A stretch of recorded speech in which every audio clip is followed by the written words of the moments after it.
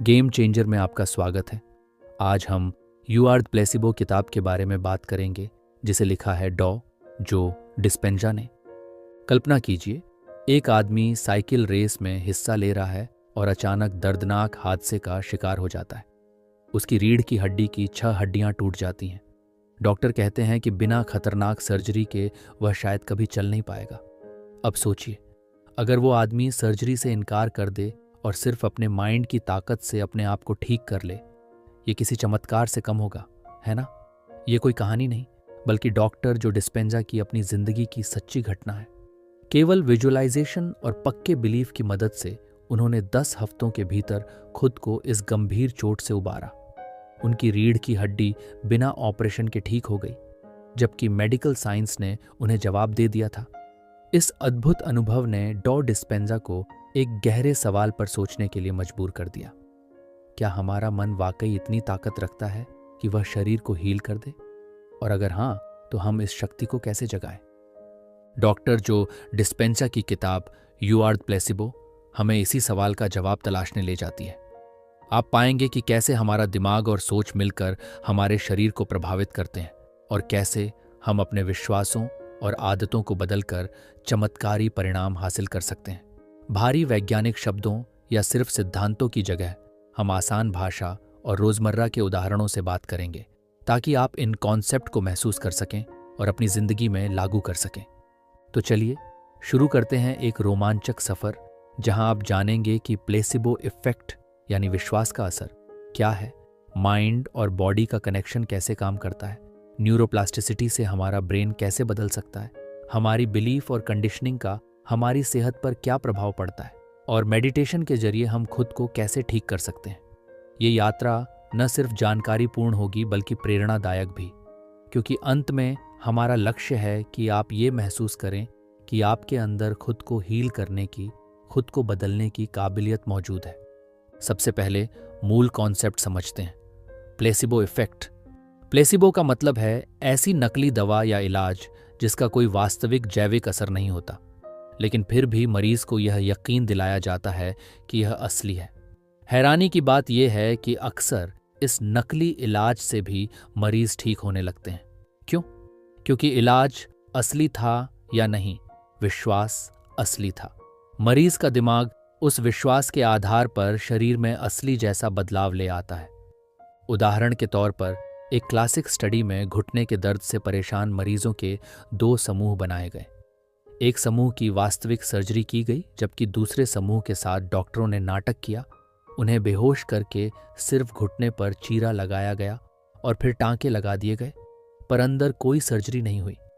दिलचस्प बात यह रही कि बाद में दोनों समूहों के मरीजों को लगभग बराबर आराम मिला। जिनकी असली सर्जरी हुई थी उन्हें भी, और जिन्हें सिर्फ नकली सर्जरी मिली उन्हें भी दर्द में खासा सुधार महसूस हुआ। सोचिए, उनकी बीमारी वैसे ही ठीक हुई मानो ऑपरेशन सच में हुआ हो, जबकि असल में कुछ भी नहीं किया गया था, सिवाय इसके कि उन्हें विश्वास था कि इलाज हुआ है। ऐसी ही एक और रिसर्च में पार्किंसन बीमारी के मरीजों को डॉक्टरों ने एक नए शक्तिशाली इंजेक्शन की जगह प्लेसिबो नमक पानी का इंजेक्शन लगाया, मगर मरीजों से कहा कि यह असली दवा है। परिणाम स्वरूप मरीजों के ब्रेन स्कैन में वैसा ही सुधार दिखा जैसा असली दवा देने पर होता, यानी शरीर ने खुद ही वो केमिकल रिलीज की जिनकी जरूरत थी, सिर्फ विश्वास के कारण। वास्तव में कई एंटी एंग्जाइटी दवाएं जैसे वैलियम भी तब तक असर नहीं दिखाती जब तक मरीज को पता ना हो कि उसने दवा ली है।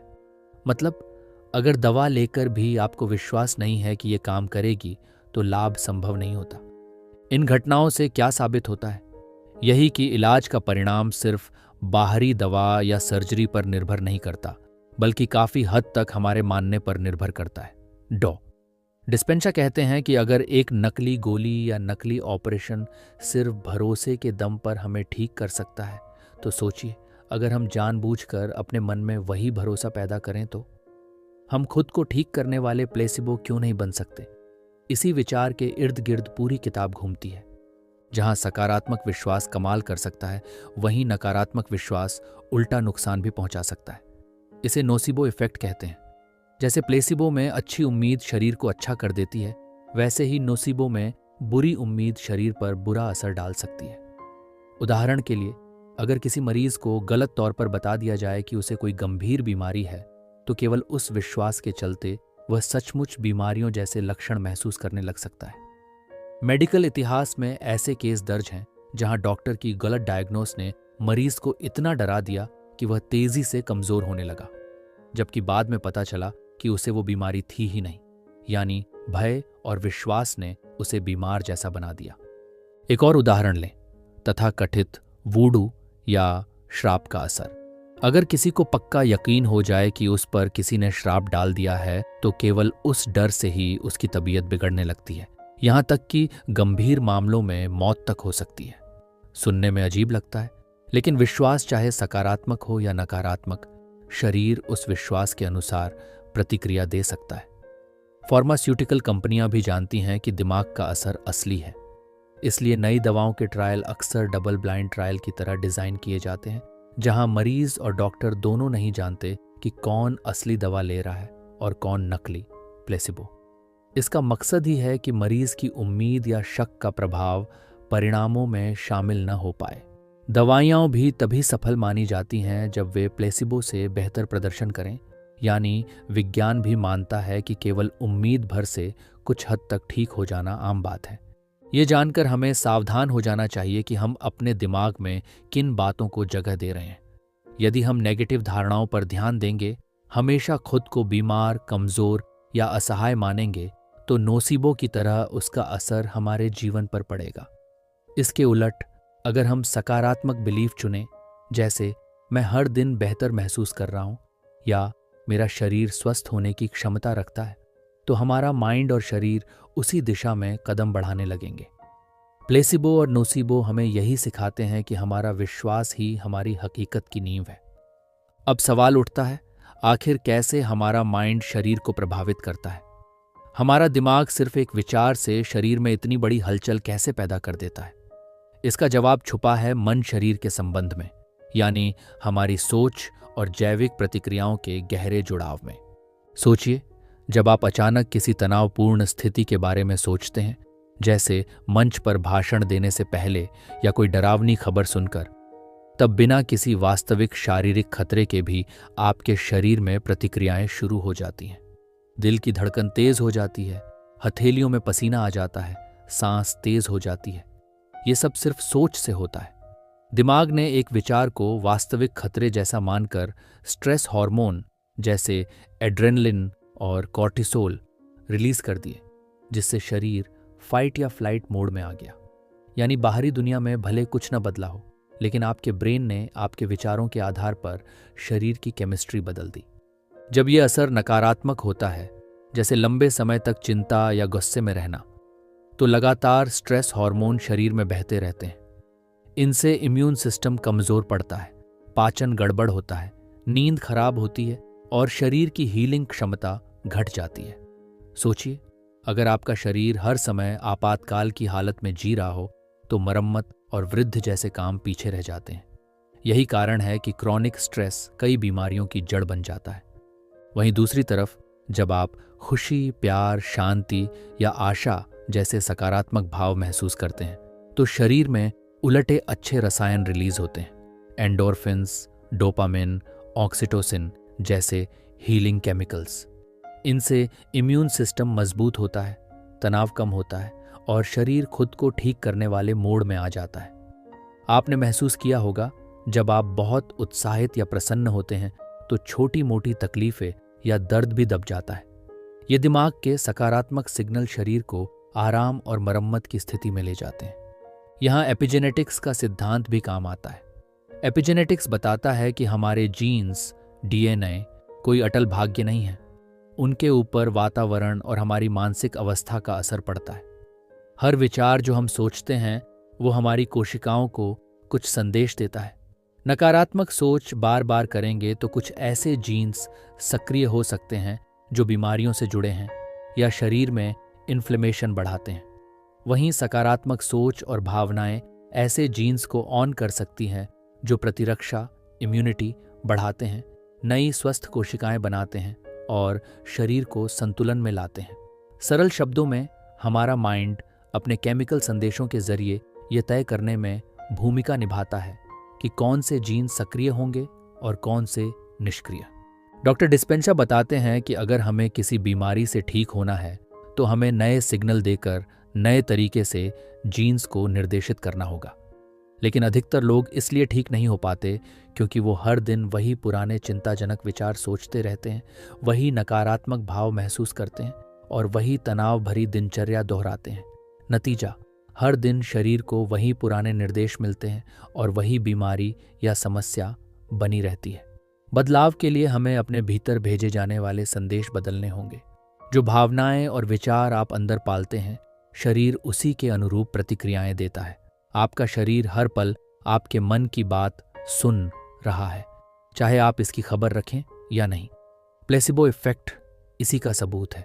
एक सकारात्मक संदेश मिला, शरीर ने बीमारी के खिलाफ लड़ना शुरू कर दिया। अब कल्पना करें, अगर आप अपने मन को जानबूझकर अच्छे संदेश देने लगें बार बार, तो शरीर को स्वास्थ्य के रास्ते पर मोड़ना संभव हो जाता है। हमारे पास अपने शरीर की ही नहीं, अपने दिमाग की संरचना बदलने की भी ताकत है। आधुनिक न्यूरोसाइंस ने यह खोज की है कि दिमाग पत्थर पर लकीर नहीं है, वो लगातार सीखने और अनुभवों से रूप बदलता रहता है। इसे ही न्यूरोप्लास्टिसिटी कहते हैं। आपके ब्रेन की वह क्षमता कि वह नए न्यूरल कनेक्शन बना सके, खुद को रिवायर कर सके और यहाँ तक कि नए न्यूरॉन्स भी विकसित कर सके। पहले माना जाता था कि बचपन के बाद आपका दिमाग लगभग तय आकार प्रकार का हो जाता है, पर अब हम जानते हैं कि हर नई चीज़ जो आप सीखते हैं, हर नया कौशल जो आप अभ्यास करते हैं, यहाँ तक कि हर विचार जिसे आप बार बार सोचते हैं, आपका मस्तिष्क उसकी बदौलत बदल रहा होता है। ये एक तरह से प्लास्टिक या मिट्टी की तरह ढल जाता है। आप जिस ढांचे में उसे ढालना चाहें, अभ्यास से ढाल सकते हैं। जब आप कोई आदत या स्किल बार बार दोहराते हैं तो न्यूरॉन्स यानी नर्व कोशिकाएं का एक समूह बार बार एक साथ सक्रिय होता है। एक कहावत है, जो न्यूरॉन्स साथ साथ सक्रिय होते हैं वे साथ जुड़े रहते हैं। मतलब जो न्यूरॉन्स बार बार साथ में काम करते हैं उनके बीच संबंध मजबूत हो जाता है, एक स्थायी नेटवर्क बन जाता है। यही कारण है कि शुरुआत में गाड़ी चलाना या साइकिल चलाना सीखते वक्त हमारे दिमाग को बहुत मेहनत करनी पड़ती है, पर कुछ समय बाद वही काम ऑटोमेटिक और आसान लगने लगता है। ब्रेन ने उस टास्क के लिए एक पक्का सर्किट बना लिया है। ठीक इसी तरह सोचने के तरीके भी पक्के रास्तों जैसे बन जाते हैं। यदि आप लंबे समय तक खुद को सीमित, दुखी या बीमार मानते रहे हैं तो आपके दिमाग में उसी से जुड़े न्यूरल पाथवे स्ट्रांग हो गए हैं। लेकिन अच्छी खबर यह है कि आप चाहें तो नए रास्ते बना सकते हैं। शुरुआत में जब आप नई सकारात्मक सोच अपनाते हैं, जैसे मैं स्वस्थ हूं या मैं आत्मविश्वासी हूं, तो दिमाग में शुरू में ये नया विचार एक हल्की पगडंडी जैसा होगा। पुरानी नकारात्मक सोच वाला रास्ता अभी बड़ा हाईवे जैसा है, क्योंकि आपने उसे बरसों चलकर चौड़ा किया है। इसलिए नया सोचते हुए अटपटा या अविश्वसनीय लग सकता है। कई लोग यहीं हार मान लेते हैं क्योंकि नए विचार में तुरंत विश्वास नहीं जमता। लेकिन यदि आप प्रैक्टिस जारी रखें, बार बार उस नए विचार और भावना को दोहराएं, तो धीरे धीरे वह नई पगडंडी चौड़ी होकर मुख्य रास्ता बन जाएगी और पुराना नकारात्मक रास्ता इस्तेमाल न होने पर धीरे धीरे घास फूस से ढककर कमजोर पड़ जाएगा। डॉक्टर डिस्पेंजा के अनुसार नए भविष्य का निर्माण करने का यही तरीका है। अपने ब्रेन को बताइए कि आप कौन बनना चाहते हैं और मन ही मन उस नए आप को रोज अभ्यास में लाएं। इसे मेंटल रिहर्सल भी कहते हैं, यानी आप अपने दिमाग में ही अपनी मनचाही स्थिति का बार बार अभ्यास करें। वैज्ञानिक अध्ययनों में पाया गया है कि अगर आप जीवंत कल्पना विजुअलाइजेशन के साथ कोई क्रिया या अनुभव अपने दिमाग में दोहराते हैं तो आपका मस्तिष्क लगभग वैसे ही बदलने लगता है जैसे असली अनुभव करने पर बदलता। उदाहरण के लिए, एक प्रसिद्ध शोध में लोगों के 2 समूहों को पियानो बजाना सिखाया गया। एक समूह ने सचमुच पियानो पर उंगलियां चलाकर अभ्यास किया, दूसरे समूह ने केवल दिमाग में कल्पना के सहारे अभ्यास किया। कुछ दिनों बाद दोनों समूहों की ब्रेन मैपिंग में पाया गया कि दोनों के दिमाग के मोटर कॉर्टेक्स में समान बदलाव हुए, नए न्यूरल पैटर्न बने। यानी जिन लोगों ने केवल सोचा, उनका दिमाग भी वैसे ही ढला जैसे वास्तव में अभ्यास करने वालों का। खुद डॉक्टर डिस्पेंजा ने भी अपने मेडिटेशन सेशन में लोगों के ब्रेन स्कैन किए हैं और पाया कि जब लोग गहरी ध्यान अवस्था में अपने को स्वस्थ या बदला हुआ कल्पना करते हैं तो ध्यान के बाद उनके ब्रेन की गतिविधि और न्यूरॉन्स के जुड़ाव दोनों में पहले से सकारात्मक बदलाव नजर आते हैं। नया अनुभव मानो दिमाग में रिकॉर्ड हो गया हो। बेशक पुराने विचारों और आदतों को पीछे छोड़कर नए सांचे में खुद को ढालना आसान नहीं होता। डॉ जो डिस्पेंजा इसे परिवर्तन की नदी पार करना कहते हैं। नदी के एक किनारे पर वो आप है जो आपकी पुरानी कंडीशनिंग का परिणाम है और दूसरी ओर वो आप है जो आप बनना चाहते हैं, स्वस्थ, खुश, आत्मविश्वासी, नया व्यक्तित्व। बीच की नदी उस बदलाव की है जिसमें पुराने मैं को छोड़ना पड़ता है। इस नदी को पार करते समय आपका पुराना माइंडसेट आपको वापस खींचने की कोशिश करेगा क्योंकि उसे बदलाव से डर लगता है। लेकिन जैसे ही आप अस्थायी बेचैनी और संदेह की लहरों को पार कर लेते हैं, आप दूसरे किनारे पर एक बदली हुई शख्सियत लेकर उतरते हैं। एक तरह से पुराने आप को अलविदा कहकर नए आप का जन्म होता है। यही न्यूरोप्लास्टिसिटी की सुंदरता है। आप सचमुच अपने दिमाग के नक्शे को बदलकर अपनी जिंदगी का नक्शा बदल सकते हैं। हमारी कंडीशनिंग यानी वर्षों से हमारे दिमाग और शरीर में जमी बसी आदतें और प्रतिक्रियाएं अक्सर हमें बदले हुए व्यक्ति बनने से रोकती हैं। कई बार हम जहन से बदलाव चाहें भी, फिर भी महसूस होता है कि कुछ है जो हमें पीछे खींच रहा है। वह है हमारा अवचेतन मन और हमारा शरीर, जो पुराने अनुभवों का अभ्यस्त हो चुका है। सोचिए, यदि कोई व्यक्ति सालों तक हर सुबह उठते ही चिंता महसूस करता था तो यह उसके लिए सामान्य बात हो जाती है। उसका शरीर लगभग चिंता का आदी हो जाता है। एड्रेनलिन और अन्य स्ट्रेस हार्मोन की एक लत सी पड़ जाती है। अब यदि वह तय करे कि कल से मैं सकारात्मक सोच के साथ दिन शुरू करूंगा, तो शरीर तुरंत उस फैसले का विरोध करेगा। शायद सुबह उठते ही बेचैनी या अजीब खालीपन लगेगा क्योंकि शरीर अपने परिचित रसायन कॉर्टिसोल आदि मांग रहा है जो उसे हर रोज मिलता था। यही चुनौती है पुरानी कंडीशनिंग को तोड़ने की। डॉक्टर डिस्पेंजा बताते हैं कि अक्सर हमारा शरीर ही अवचेतन मन बन जाता है।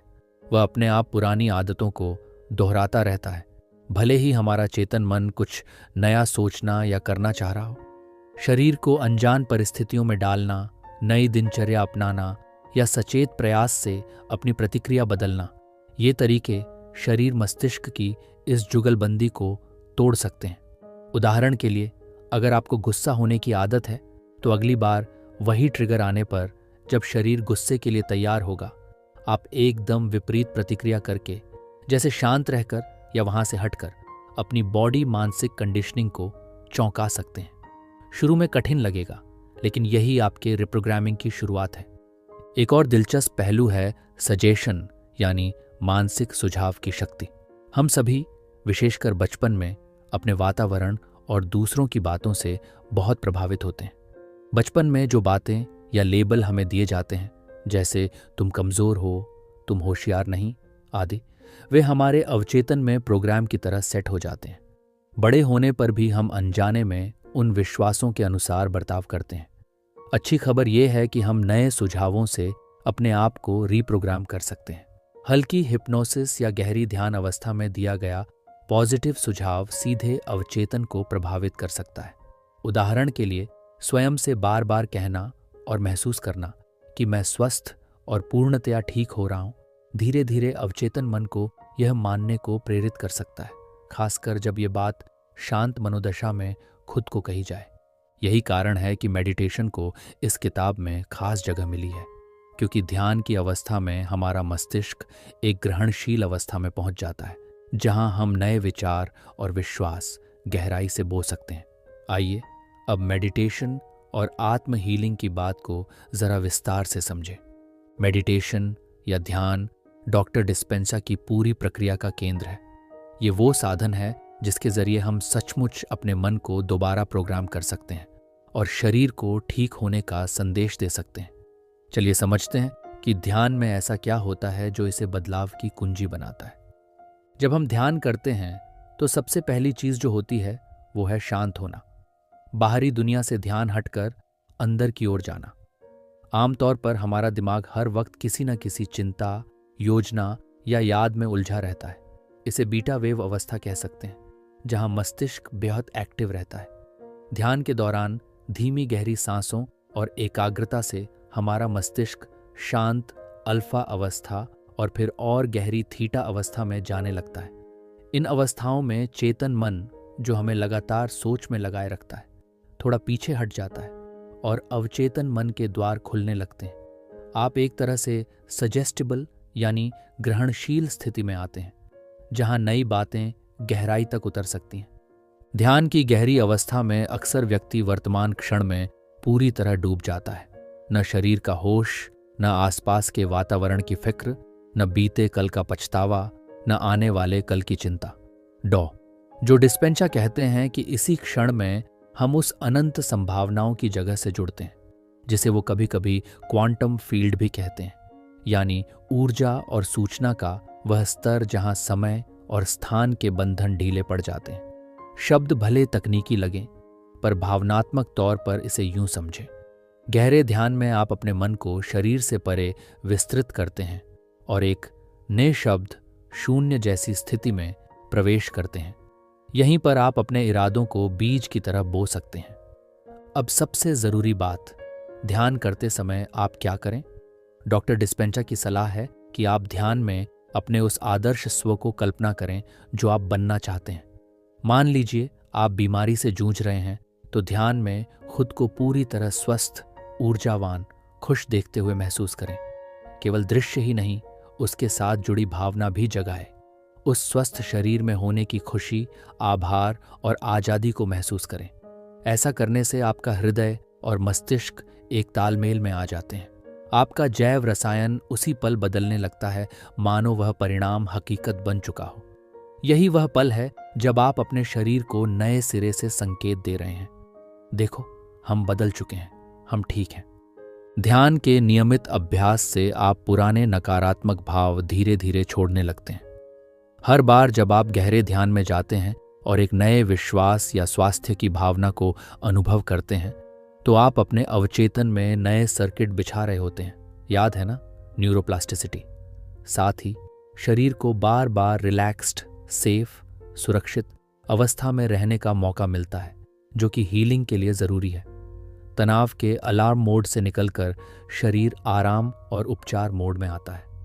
किताब में डॉक्टर जो कई ऐसे लोगों की कहानियां बताते हैं जिन्होंने नियमित ध्यान और विजुअलाइजेशन के जरिए असाध्य समझी जाने वाली बीमारियों को हराया।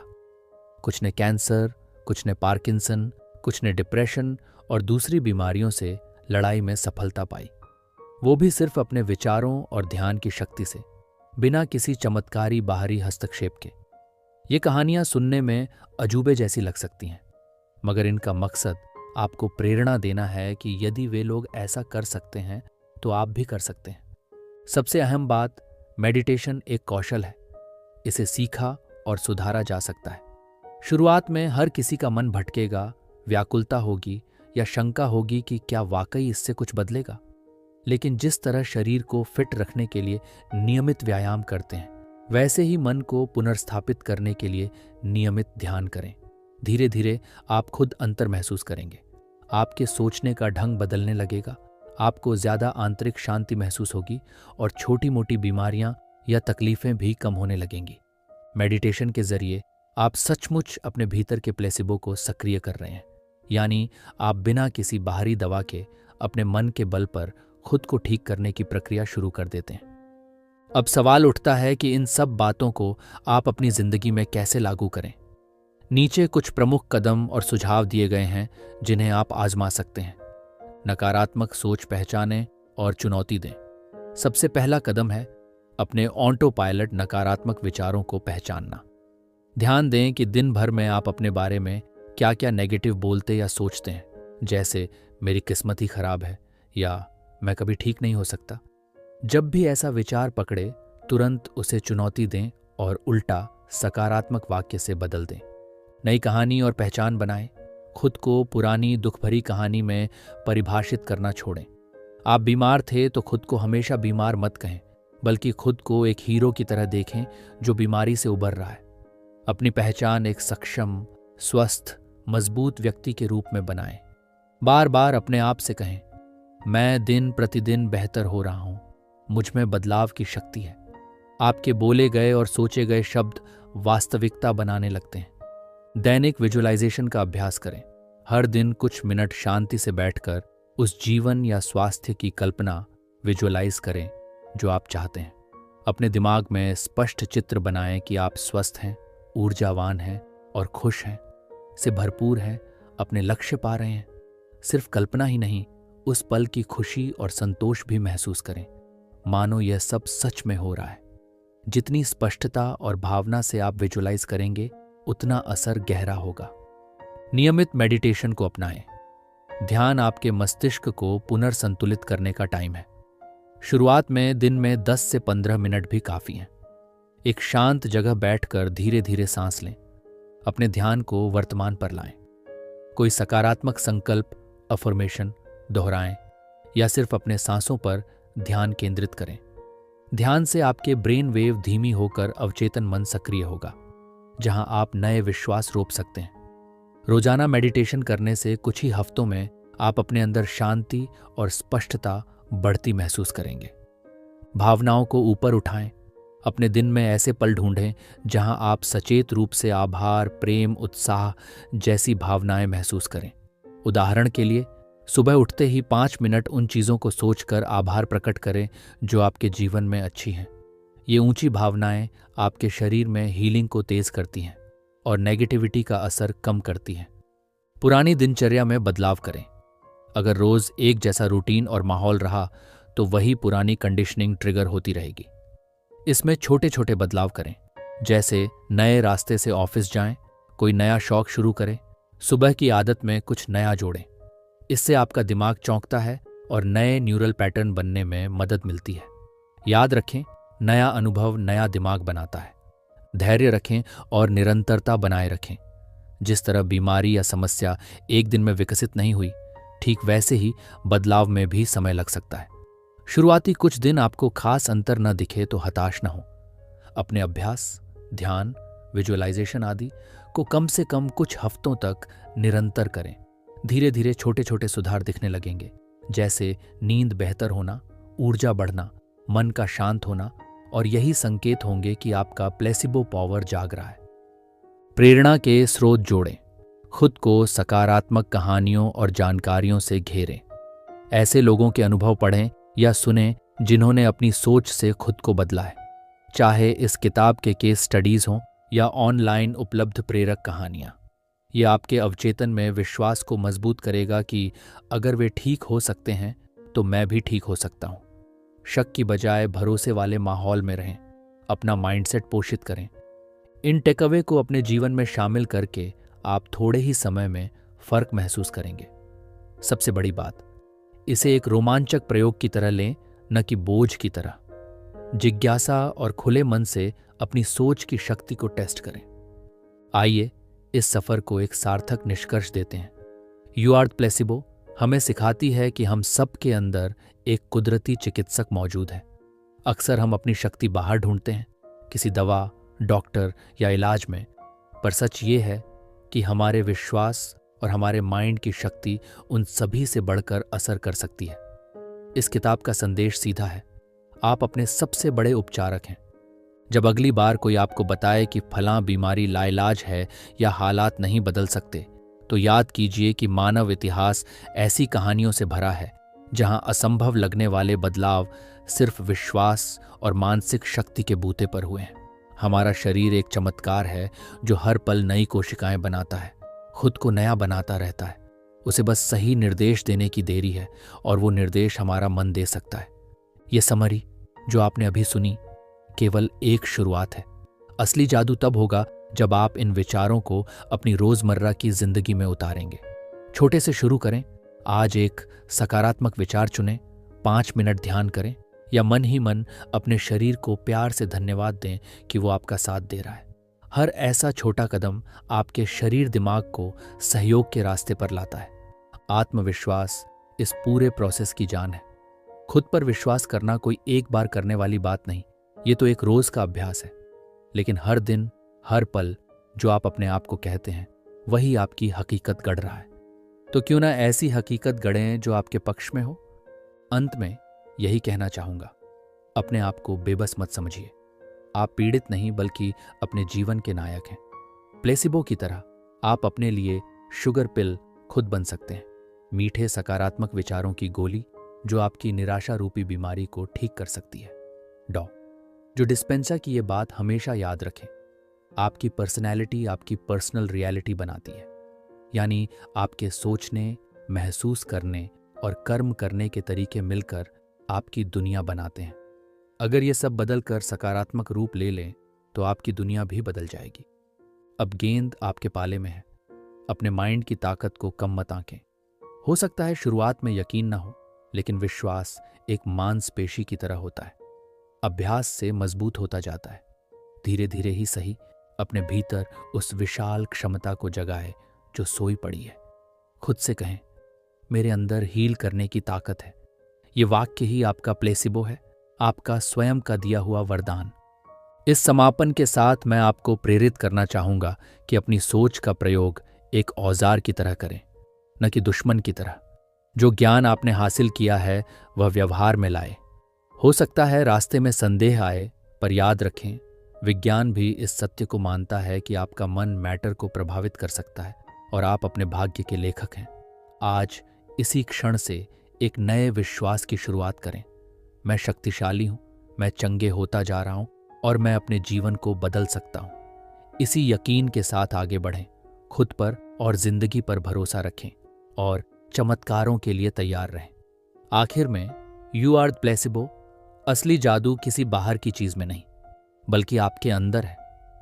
आशा करता हूं कि आपको यह समरी पसंद आई होगी और अंत तक हमारा साथ देने के लिए आपका धन्यवाद।